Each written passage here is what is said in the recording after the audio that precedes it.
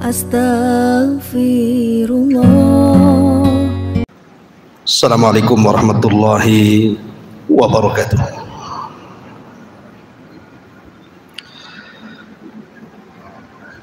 Alhamdulillah, salatu wassalamu ala rasulillah wa ala alihi wa sahbihi wa mawalah, wa la hawla wa la quwata illa billahi wa ba'du. Hadirin dan hadirat yang dimuliakan Allah subhanahu wa ta'ala, alhamdulillah di malam hari ini kembali kita bisa duduk di masjid yang kita cintai bersama di Tanjung Uban ini. Salawat dan salam tak lupa kita hadiahkan kepada Rasul kita Nabi besar Muhammad sallallahu alaihi wa ala alihi wasallam. Pembahasan di malam hari ini kita akan berusaha menyingkap rahasia-rahasia dan peristiwa-peristiwa yang terjadi di atas kepala. Maksudnya peristiwa-peristiwa yang terjadi di langit. Ma'asyiral muslimin yang dimuliakan Allah subhanahu wa ta'ala, kita tahu bahwa dalam sebuah hadis ketika Bani Tamim datang kepada Nabi sallallahu alaihi wasallam hendak masuk Islam, tetapi mereka minta imbalan. Kemudian setelahnya datang penduduk Yaman dan ingin masuk Islam, dan mereka tidak minta imbalan karena memang dari hati nurani mereka ingin mendapatkan hidayah Islam. Kemudian di antara rombongan ahli Yaman itu bertanya kepada Nabi sallallahu alaihi wasallam soal ketuhanan, di mana Allah subhanahu wa ta'ala sebelum Allah subhanahu wa ta'ala menciptakan alam semesta ini, maka Nabi sallallahu alaihi wasallam mengatakan kana Allah walam yakun syai'un ghairuh. Allah telah ada dan saat itu tidak ada apapun selain daripada Allah subhanahu wa ta'ala. Dalam riwayat yang lain Nabi sallallahu alaihi wasallam ditanya, aina kana rabbuna azza wa jal qabla an yakhluqa khalqa.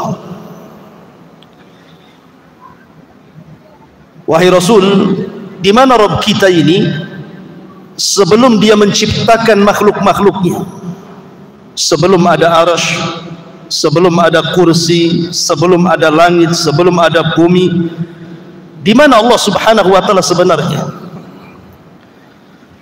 Maka Nabi sallallahu alaihi wasallam mengatakan kana fi amah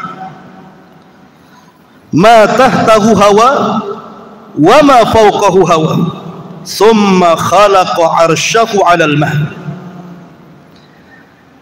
Maka Nabi mengatakan bahwa Allah itu fi amah.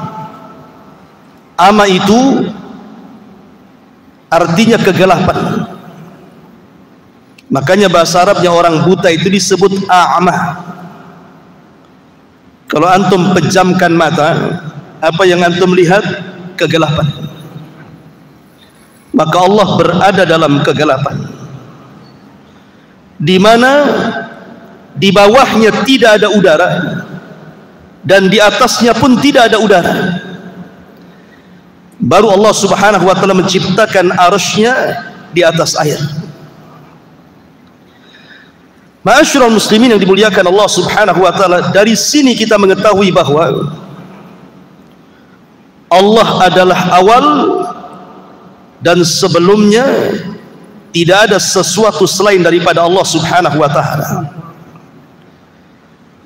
Makanya ada doa yang diajarkan Nabi sallallahu alaihi wasallam sebelum antum tidur.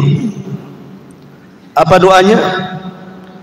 Allahumma rabbas samawati sab'i wa rabbal arshil azim,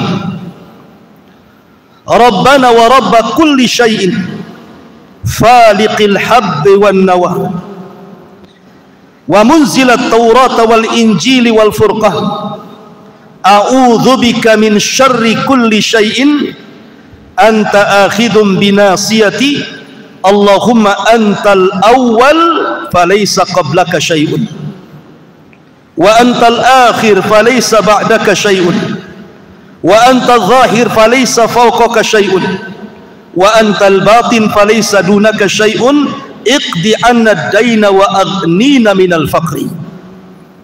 Ya Allah, Rabbnya langit yang 7, Rabbnya arsy yang agung, Rabb kami dan Rabb segala sesuatu, yang membelah biji-bijian dan biji kurma, yang menurunkan Taurat, Injil dan Quran. Aku berlindung kepadamu dari kejahatan segala sesuatu. Engkaulah yang memegang ubun-ubunnya. Ya Allah, Engkaulah yang awal, maka tidak ada sesuatu pun sebelummu. Engkaulah yang akhir, maka tidak ada sesuatu pun setelahmu. Engkaulah yang zahir, maka tidak ada sesuatu pun yang ada di atasmu. Dan Engkaulah yang batin, maka tidak ada sesuatu pun yang lebih dekat darimu. Lunasilah hutang kami dan cukupilah kami dari kemiskinan. Di sini ada kalimat antal awwal falaysa qablaka syai'un. Engkau adalah zat yang awal-awal dan tidak ada sebelumnya sesuatu kecuali Allah Subhanahu wa taala. Baru setelah Allah Subhanahu wa taala menciptakan makhluknya, maka yang pertama kali Allah ciptakan apa? Arsy. Ada yang mengatakan qalam, ada yang mengatakan air. Ini khilaf ulama, mana yang lebih dahulu nih? Arsy, qalam, ataukah air? Ada yang mengatakan qalam dulu baru arsy, ada yang mengatakan arsy dulu baru qalam, ada yang mengatakan air dulu baru arsy, ada yang mengatakan arsy dulu baru air. Wallahu alam. Ini menjadi ranah khilaf para ulama, tetapi kebanyakan para ulama mengatakan bahwa seperti yang dipilih oleh Imam Ibnul Qayyim dan juga Syekhul Islam Ibnu Taimiyah rahimahullahu taala, bahwa yang pertama kali diciptakan adalah arsy, kemudian air, kemudian qalam. Baru setelah itu Allah Subhanahu wa taala ciptakan segala sesuatu. Artinya setelah itu Allah Subhanahu wa taala ciptakan langit dan bumi pada 6 hari. Dan itu difirmankan di dalam Al-Qur'anul Karim tentang penciptaan langit dan bumi itu fi sittati ayyam, pada 6 hari. Ada yang mengatakan bahwa 6 hari ini artinya bahwa dimulai daripada hari Ahad dan diakhiri sampai hari Jumat. Jadi Ahad, Senin, Selasa, Rabu, Kamis, Jumat, itu 6 hari.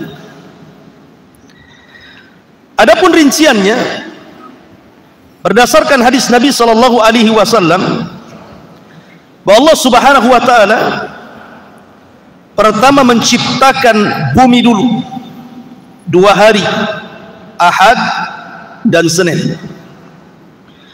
Kemudian setelah itu Allah menciptakan langit, hari Selasa dan hari Rabu. Kemudian Allah Subhanahu wa taala turun lagi ke bumi dan Allah menciptakan segala sesuatu yang ada di bumi. Allah ciptakan gunung-gunungnya, Allah ciptakan pantai-pantainya, Allah ciptakan lautannya dan berbagai macam fasilitas yang ada di bumi. Dan itu hari Kamis dan Jumat. Dalam sebuah hadis Nabi sallallahu alaihi wasallam mengatakan, khalaqallahu azza wa jal at-turbata yawm as-sabti wa khalaqa fiha al-jibal yawm al-ahad wa khalaqa asy-syajara yawm al-itsnin wa khalaqa al-makruha yawm ats-tsulatsa wa khalaqa an-nur yawm al-arbi'ah wa batha fiha ad-dawab yawm al-khamis wa khalaqa adam ba'da al-asri min yawm al-jum'ah fi akhiril khalqi fi akhir saati min saatil jum'ah fi ma bainal asri ila laili. Rinciannya, Allah menciptakan tanah hari Sabtu, kemudian Allah ciptakan gunung hari Ahad, kemudian Allah ciptakan pohon-pohonan hari Senin, kemudian Allah ciptakan sesuatu yang tidak disukai manusia hari Selasa, kemudian Allah ciptakan cahaya hari Rabu, kemudian Allah subhanahu wa ta'ala ciptakan binatang-binatang hari Kamis, dan Allah ciptakan Adam setelah asar di hari Jumat. Ma'asyiral muslimin yang dimuliakan Allah subhanahu wa ta'ala, intinya bahwa setelah Allah subhanahu wa ta'ala ciptakan langit dan bumi dan berbagai macam galaksinya sampai kepada arasnya, banyak peristiwa-peristiwa yang terjadi di langit. Apa saja peristiwa-peristiwa yang terjadi di langit itu? Tentu karena ini perkara gaib, harus berdasarkan nas. Langit kedua saja, jangan langit kedua, langit pertama saja kita tidak bisa melihatnya. Yang antum lihat itu awan, itu bukan langit. Karena langit itu sesuatu yang ada bangunannya. Dan Abdullah ibn Mas'ud radhiyallahu an ketika mengatakan jarak antara langit dan bumi itu perjalanan 500 tahun. Bayangkan perjalanan 500 tahun itu sampai di mana? Itu dari bumi ke langit, dalam asar Abdullah ibn Mas'ud radhiyallahu an. Makanya ketika para ulama membahas soal bulan, apakah bulan itu di bawah langit ataukah bulan itu di atas langit? Bagi yang mengatakan bahwa bulan itu di atas langit, berarti tidak ada orang yang sampai ke bulan. Tetapi kalau bulan itu di bawah langit, memungkinkan orang sampai ke bulan. Alasannya karena langit itu ada pintunya. Makanya dalam peristiwa Mi'raj, Nabi SAW dibawa oleh Jibril, dan Jibril tidak serta-merta langsung naik ke langit pertama, tapi lewat pintunya. Setelah Jibril kemudian meminta kepada penjaga pintu langit pertama tidak langsung membuka, tapi bertanya, "Man, siapa kamu?" Maka Jibril mengatakan, "Saya Jibril." "Siapa yang bersamamu?" "Muhammad." "Awaqad uhiya ilaih." Apakah sudah diwahyukan, diizinkan dia boleh naik? Kata Jibril, boleh, dan sudah diizinkan, baru dibuka.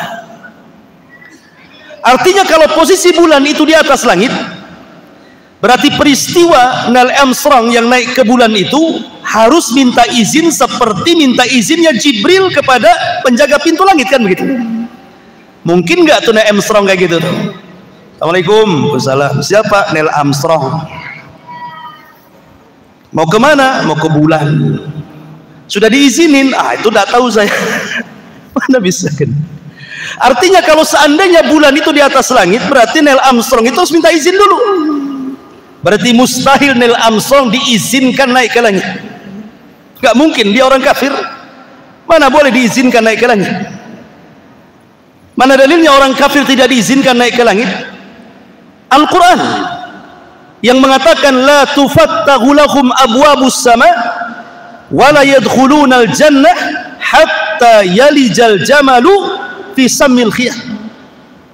Ruhnya orang-orang kafir tidak akan dibukakan pintu-pintu langit padanya, dan mereka tidak akan masuk ke dalam surga sampai ada cerita unta masuk ke lubang jarum. Artinya orang kafir tidak mungkin naik ke langit, kan? Karena tidak dibukakan pintunya.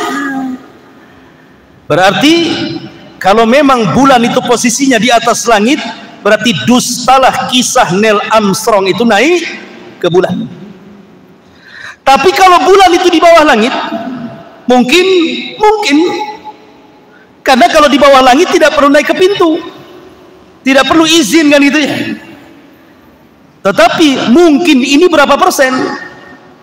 Karena ada sebagian para ulama seperti Al-Imam Asy-Syinkiti dalam kitab Adwail Bayan itu membantah bahwa tidak mungkin orang sampai ke bulan, mustahil. Kemudian membawakan surah Ar-Rahman, ya ma'syaral jinni wal insi in istata'tum an tanfudhu ila samawati wal ardh fanfudhu la tanfuduna illa bisultan. Walaupun ada juga yang mengatakan mungkin, walaupun sekali lagi penelitian dunia sampai hari ini masih meragukan Neil Armstrong sampai ke bulan ataukah tidak sampai ke bulan. Ada yang mengatakan bahwa itu di studio, buktinya benderanya berkibar-kibar, mana di bulan oksigen, macam-macam pokoknya ya. Intinya itu urusan orang pinter lah. Tetapi kita ini logika saja. Kalau memang bulan itu di atas langit, mustahil Neil Armstrong sampai ke sana. Tapi kalau bulan di bawah langit, mungkin saja, wallahu a'lam. Ma'asyiral muslimin yang dimuliakan Allah Azza wa Jalla, di dalam Al-Quran Allah Subhanahu wa ta'ala berfirman, was-sama'i wat-tariq wa ma adraka mat-tariq an-najmu tsaqib. Tariq itu artinya Anda mengetuk pintu, itu disebut tariq. Taraqal bab artinya mengetuk pintu. Dan yang dimaksud pintu di sini adalah pintu langit. Pintu langit ini tidak semua dibuka. Hanya waktu-waktu tertentu pintu langit ini dibuka. Contoh, dalam hadis Bara bin Azib radhiyallahu anhu, ketika Nabi SAW menceritakan tentang ruhnya seorang mukmin yang meninggal, apa kata Nabi SAW? Apabila ruhnya seorang mukmin dicabut, maka dicabut seperti tetesan yang terakhir yang keluar dari mulut teko. Kemudian setelah itu dicabut, ruh itu dicabut, maka malaikat maut tidak lama memegang ruh itu, langsung disambar oleh malaikat lain, kemudian diletakkan di kain kafan yang sangat harum, karena kain kafan itu berasal dari sorga. Kain kafan yang sangat halus, yang sangat harum, yang sangat indah. Kemudian baunya sampai ke langit. Maka malaikat-malaikat di langit bertanya, ini ruhnya siapa? Kok harum sekali? Maka para malaikat pun membicarakan bahwa ini ruhnya fulan ibn fulan. Maka ruh itu diangkat ke langit. Barulah pintu langit dibuka. Jadi rusulul maut, rasul-rasul kematian itu, para malaikat-malaikat yang membawa ruhnya seorang yang beriman akan mengetuk pintu langit pertama, kemudian dibuka. Kemudian pintu langit kedua sampai ketujuh.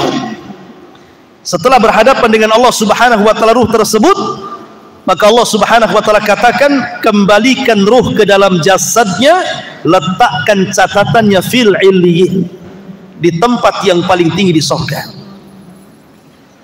Artinya bahwa hanya ruh orang-orang yang beriman yang bisa naik ke atas langit. Kemudian peristiwa yang kedua yang bisa melewati pintu langit itu adalah terangkatnya amal saleh. Sekarang bulan apa? Bulan Sya'ban. Sekarang sudah masuk tanggal 1 bulan Sya'ban, besok tanggal 2 kan gitu. Bulan Sya'ban ini ikhwan adalah satu di antara 4 waktu di mana amalan kita diangkat ke langit. Satu di antara 4 waktu di mana amalan kita diangkat ke langit. Waktu yang pertama, setiap asar dan setiap fajar. Berdasarkan hadis Nabi SAW, yata'aqabuna fikumul malaikah, malaikatul laili wa malaikatul nahar, wa yajtami'una fi salatil asri wa salatil fajr. Kata Nabi SAW, setiap hari Allah itu menugaskan para malaikat untuk mencatat kebaikan kita selama 24 jam. Ada yang mencatat kebaikan di malam hari, dan ada yang mencatat kebaikan di siang hari. Dan malaikat itu tugasnya sendiri-sendiri. Ada malaikat yang ditugaskan di malam hari, ada malaikat yang ditugaskan di siang hari, dan berjumpanya di dua waktu sholat. Pertama sholat asar, yang kedua sholat fajar. Ketika malaikat siang dan malaikat malam ini menghadap Allah, maka malaikat ini membawa catatan kebaikan kita. Jadi antum ini malam hari ngapain saja? Oh, malam hari ini antum alhamdulillah ngaji di sini. Tapi sebagian saudara antum mungkin lagi maksiat jam segini. Nanti malam lagi antum tahajud. Nanti antum baca Quran, antum berwudu, antum berzikir, semua dicatat sampai waktu subuh. Termasuk tidur antum dicatat. Apakah ketika antum tidur bernilai ibadah atau tidak? Seperti sebelum tidur antum berwudu, kemudian berdoa sebelum tidur, maka di samping kiri antum ada malaikat yang mendoakan. Setiap antum beralih ke kanan, sebelah malaikat kanan mengatakan, ya Allah ampuni orang ini, ya Allah rahmati orang ini. Setiap berguling ke kiri, malaikat sebelah kiri mengatakan, ya Allah ampuni orang ini, ya Allah rahmati orang ini. Sampai subuh. Maka catatan baik kita ini sudah dicatat nih malaikat malam. Maka ketika datang waktu fajar, saat manusia sedang sholat fajar subuh, maka malaikat malam naik ke langit. Ketika itu pintu langit pertama terbuka. Kemudian disusul dengan pintu langit kedua, ketiga, keempat, sampai ketujuh terbuka. Dalam rangka membawa catatan amal kita sampai di Sidratil Muntaha. Kemudian setelah itu malaikat yang mencatat amal kebaikan di siang hari turun ketika manusia sedang sholat subuh. Kemudian mencatat kita kebaikan kita di pagi hari, di siang hari, di sore hari, sampai waktu asar. Maka mereka akan naik membawa catatan amalan kita untuk dilaporkan kepada Allah Subhanahu wa ta'ala. Makanya kenapa dua salat ini disabdakan Nabi SAW, man hafadha ala baradaini dakhalal jannah. Siapa yang menjaga dua waktu salat subuh dan asar, dijamin masuk surga. Karena itu pertukaran malaikat yang mencatat kebaikan siang dan juga malam. Ini alasan pertama bahwa setiap asar dan setiap subuh pintu langit terbuka untuk mengangkat catatan amal. Kemudian yang kedua, setiap hari Senin dan Kamis Nabi SAW bersabda, tu'radunal a'mal fi kulli khamis wasnaini. Akan ditampakkan amal-amal manusia pada setiap hari Kamis dan hari Senin. Karena dua hari ini adalah dua di mana pintu langit terbuka. Bukan hanya pintu langit saja, pintu surga terbuka. Setiap hari Senin pintu surga terbuka. Setiap hari Kamis pintu surga terbuka. Apalagi pintu langit. Untuk apa? Mengangkat catatan amal kebaikan kita. Dan semua manusia akan diangkat kecuali dua orang nggak diangkat amalannya. Setiap Senin dan Kamis dua orang akan diangkat amalannya. Pertama, orang musyrik akan diangkat. Yang kedua, musyakhir, orang yang suka memutuskan silaturahim. Orang yang ada masalah dengan orang tuanya, masalah dengan saudaranya, masalah dengan tetangganya, masalah dengan kaum muslimin, suka bertengkar, hasad, dendam, dengki, nggak akan diangkat tuh amalannya. Kenapa Nabi SAW menyebutkan dua perkara, musyrik, musyakhir? Apa alasannya? Adapun musyrik, Allah mengatakan, la in asyrakta la yahbatanna amaluka wa la takunanna minal khasirin. Kalau engkau melakukan kesyirikan, hancur lebur amalan dan engkau termasuk orang yang rugi. Kalau hancur lebur, apa yang mau diangkat? Diangkat kalau ada amalannya. Kalau nggak ada amalannya, lo apa mau diangkat? Kan sudah lebur gara-gara kesyirikan dia. Kemudian musakhin, orang yang dengki, hasad. Maka Nabi mengatakan, iyyakum wal hasad, fa innal hasada ya'kulul hasanah kama ta'kulun narul khatab. Hati-hati kalian, jangan ada hasad di hati kalian. Karena hasad itu bisa menghapuskan kebaikan kalian seperti api melalap seluruh kayu bakar. Nah, kalau amalannya hangus dibakar api, seperti kayu bakar dilalap api sehingga jadi debu, apa yang mau diangkat? Makanya orang musyrik dan orang yang hasad dengki tidak akan diangkat amalannya sampai betul-betul orang itu mentauhidkan Allah dan orang itu saling memaafkan satu dengan yang lainnya, baru diangkat amalannya dan pintu langit akan dibuka. Kemudian yang ketiga, di bulan Sya'ban, bulan ini bulan di mana amalan kita diangkat, ikhwan. Usamah ibn Zaid bertanya kepada Nabi sallallahu alaihi wasallam, "Ya Rasulullah, lam ara tasumu min syahrin min syuhuri ma tasumu min Sya'ban." Rasul, aku tidak melihat dirimu berpuasa sebanyak yang kau lakukan puasa di bulan Sya'ban. Maksudnya puasa sunnah. Apa jawaban Nabi?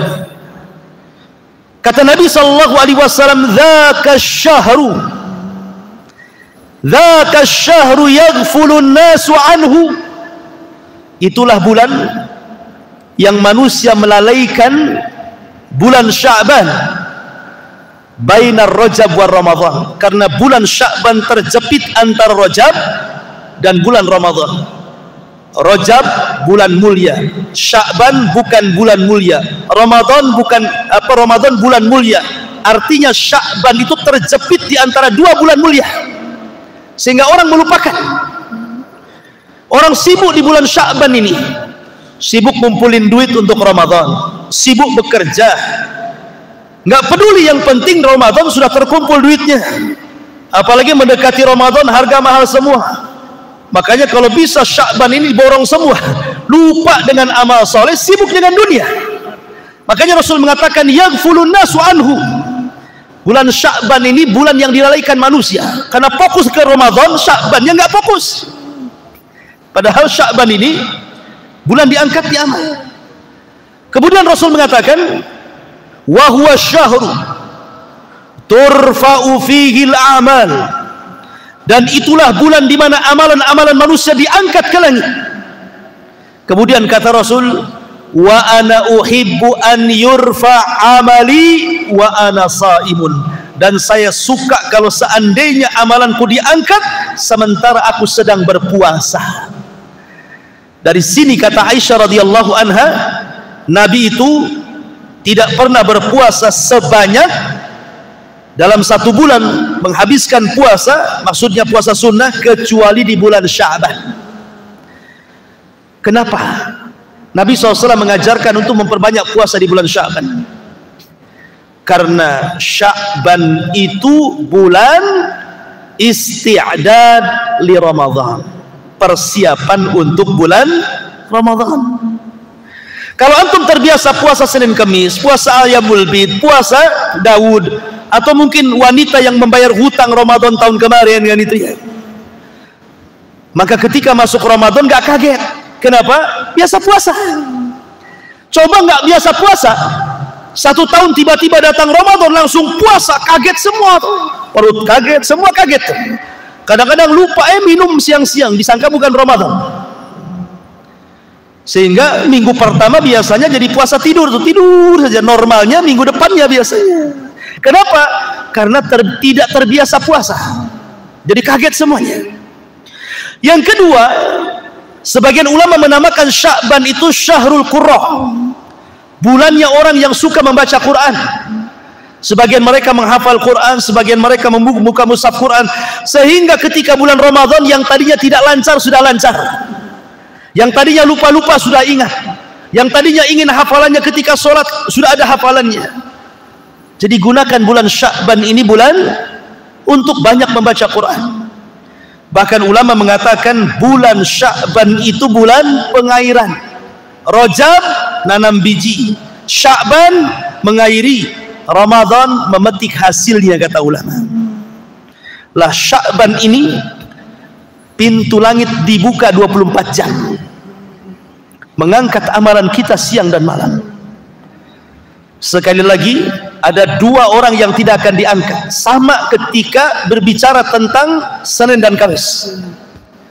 Pertama, orang musyrik tidak akan diangkat amalannya di bulan Sya'ban.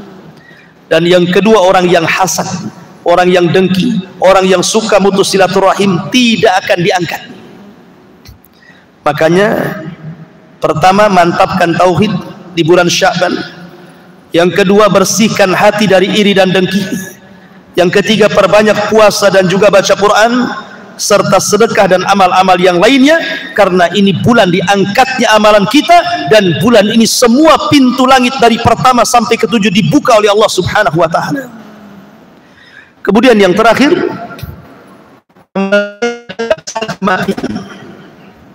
sebagaimana hadis Bara bin Azib tadi, ketika ruh diangkat, catatan ngikut dari bawah.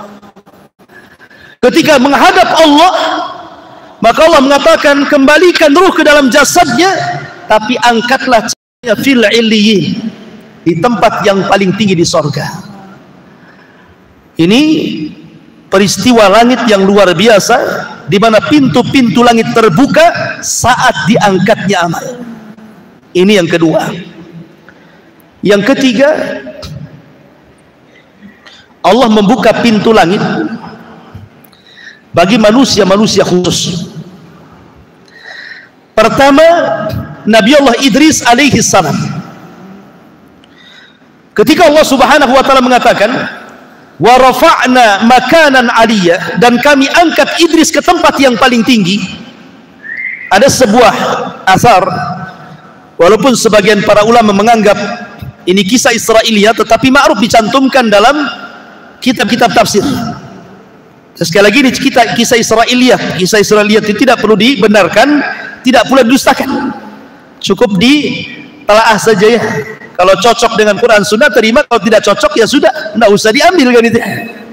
Makanya Rasul mengatakan, hadithu an bani Israil wala haraj, ceritakan tentang kisah Bani Israil, tidak mengapa. Jadi suatu ketika Nabi Idris ini oleh Allah Subhanahu wa taala, karena melihat semangat ibadahnya, semangat dakwahnya, maka Allah Subhanahu wa taala memberikan pahala kepada Idris setiap harinya sebanyak umat yang didakwahinya. Idris mendapatkan pahala besar, senang dia. Akhirnya dia berdialog dengan malaikat Jibril. Ya Jibril, gimana caranya Allah menangguhkan kematianku supaya aku bisa umurnya panjang? Kata malaikat Jibril, bukan wewenangku, aku ini menurunkan wahyu, bukan pencabut nyawa. Kalau engkau ingin bernegosiasi tentang masalah usia, ngobrol langsung sama malakul maut, karena dia yang berhak mencabut nyawa seseorang. Kata Idris, kalau begitu jumpakan aku dengan dia. Maka kemudian Idris dibawa oleh malaikat Jibril kemana? Ke langit keempat, birruhi wal jasad, dengan ruh dan jasadnya. Otomatis langit pertama harus dibuka pintunya dong, kedua, ketiga, sampai keempat kan gitu. Makanya dalam peristiwa Isra Mi'raj, Rasul berjumpa dengan Idris di langit keberapa? Keempat. Ya. Maka sesampainya di langit keempat, tiba-tiba malaikat maut sudah di situ. Padahal belum dipanggil Jibril. Jibril kan pemimpin malaikat, dia berhak memanggil malaikat manapun karena dia pemimpinnya. Ketika sampai di langit keempat, kok malakul maut sudah di situ, seolah-olah menunggu. Maka Jibril mengatakan, heran, aku belum memanggil kamu, kok kamu sudah di sini? Kata malakul maut, aku juga heran. Aku ditugaskan oleh Allah Subhanahu wa taala mencabut nyawa manusia. Mana ada manusia di langit keempat? Ya sudah, aku turun saja ke langit keempat, katanya. Kata Jibril, jangan-jangan yang kau maksud adalah Idris, karena tidak ada manusia di langit keempat kecuali dia, kan begitu ya. Idris mau minta tambah umur, malaikat maut pula ditugaskan nyabut umur. Itulah ajal. Apabila sudah sampai waktunya, tidak mungkin mundur, tidak mungkin maju. Di mana ada kaidah al-hadaru la yamna'ul qadar, menghindar dari kematian itu tidak mencegah takdir kematian. Orang ini kan mau menghindar dari kematian kan, takdir kematiannya sampai di situ. Ini yang pertama. Yang kedua, Isa bin Maryam.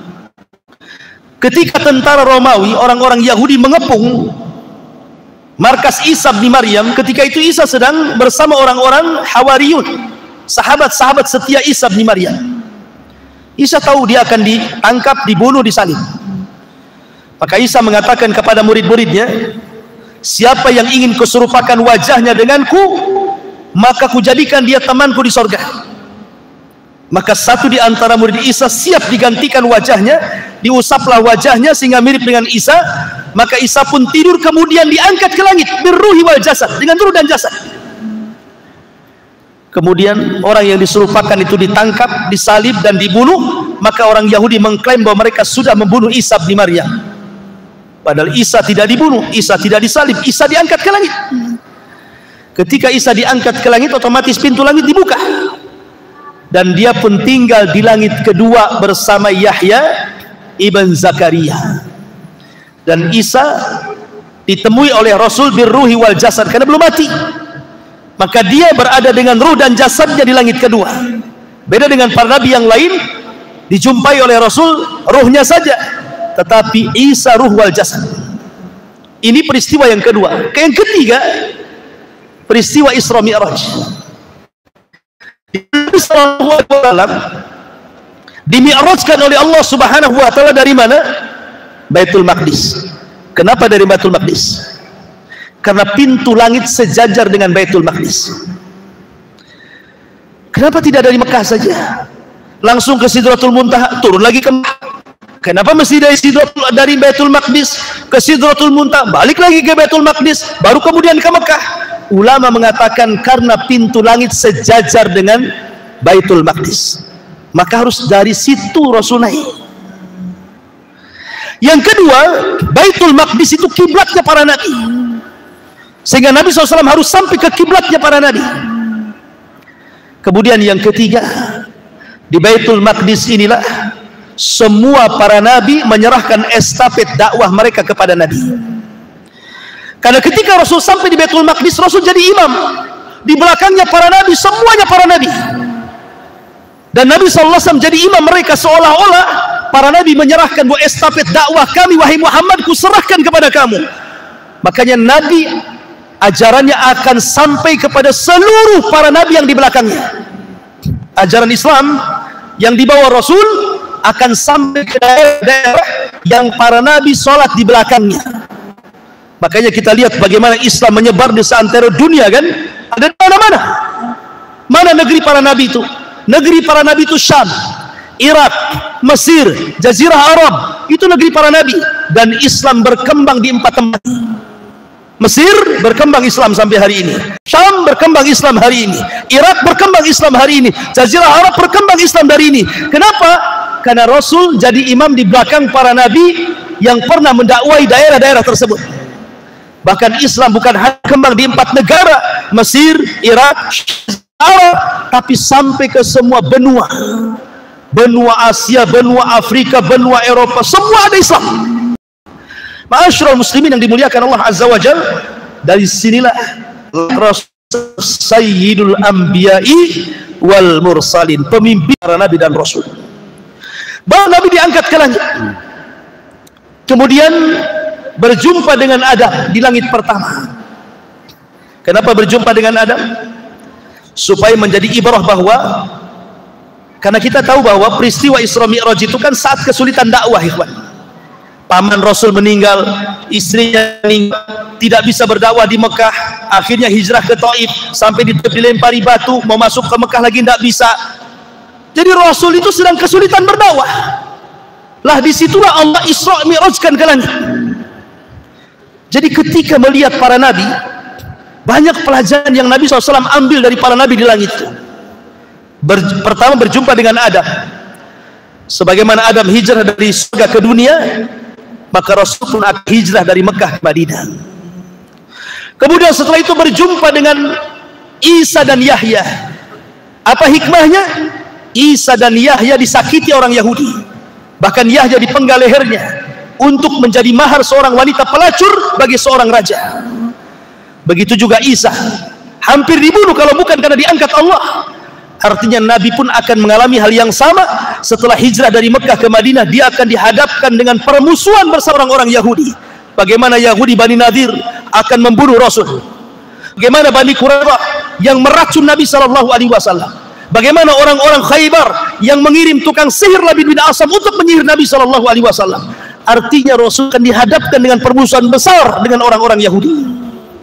Kemudian naik ke langit ketiga, berjumpa dengan Nabi Yusuf. Kenapa berjumpa dengan Nabi Yusuf? Yusuf itu disakiti saudaranya. Usia 10 tahun dicemplungkan ke sumur. Kemudian diambil para pedagang, dijual di Mesir. Maka Rasul pun dakwahnya yang pertama kali menghalangi siapa? Saudaranya. Siapa saudaranya? Abu Lahab dan saudara-saudaranya yang lain. Sehingga Allah turunkan ayat tabat yada Abi Lahabin wa tab. Kemudian naik ke langit keempat, berjumpa dengan Idris. Sebagaimana Idris diangkat derajatnya sampai ke langit keempat, maka Rasul pun akan diangkat derajatnya. Wa rafa'na laka dzikrah. Kami akan angkat penyebutan wahai Muhammad. Hari ini tidak ada nama terbanyak di dunia kecuali nama Muhammad.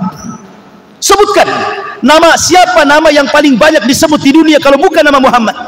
Ketika antum azan mendengar nama Muhammad, ketika qomat mendengar nama Muhammad, ketika salawat mendengar nama Muhammad, ketika tasyahud mendengar nama Muhammad. Bahkan setiap ada orang lahir dikasih nama Muhammad, ada orang mu'alaf disebut nama Muhammad, macam-macam, diagungkan namanya. Kemudian setelah itu naik ke langit keberapa? Kelima, berjumpa dengan Nabi Harun. Dan Harun lembut, maka Rasul diajarkan untuk lembut dalam berdakwah. Kemudian naik ke langit ke-6, berjumpa dengan Nabi Musa. Musa diuji oleh Allah Azza wa Jalla dengan banyak disakiti Bani Israel, sampai-sampai Rasul mengatakan rahimallah akhi Musa udhiya katsiran fasabar. Sungguh Allah merahmati Nabi Musa, diuji banyak kali oleh Bani Israel tapi dia sabar. Maka Rasul pun akan sama, banyak ujian yang akan dilalui Nabi sallallahu alaihi wasallam. Bahkan semua ujian yang kita lalui sudah pernah diujikan Allah kepada Nabi sallallahu alaihi wasallam. Yang terakhir, berjumpa dengan Ibrahim. Ibrahim adalah orang yang mirip wajahnya dengan Nabi sallallahu alaihi wasallam. Dia membangun Ka'bah, al jaza'u min jinsil amal, balasan sesuai dengan amalannya.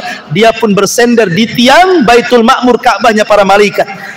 Dan Rasul akan memakmurkan Ka'bah yang dibangun Ibrahim. Sampai hari ini umat Islam datang ke Ka'bah, memakmurkan Ka'bah yang dibangun Ibrahim. Wa idh yarfa Ibrahimul qawa'ida wa Ismail. Dan ketika Ibrahim dan Ismail meninggikan Ka'bah, kemudian disyariatkan haji kepada manusia, maka haji satu di antara rukun Islam bagi kaum muslimin. Baru setelah itu naik ke Sidratil Muntaha. Bagaimana kasusnya, kisahnya, dan peristiwa-peristiwa langit yang lainnya masih banyak. Nanti kita uraikan setelah Isya karena sudah masuk waktu Isya. Subhanakal bihamdika asyhadu an la ilaha illa anta astaghfiruka wa atubu ilaik. Allah ta'ala. Assalamualaikum warahmatullahi wabarakatuh.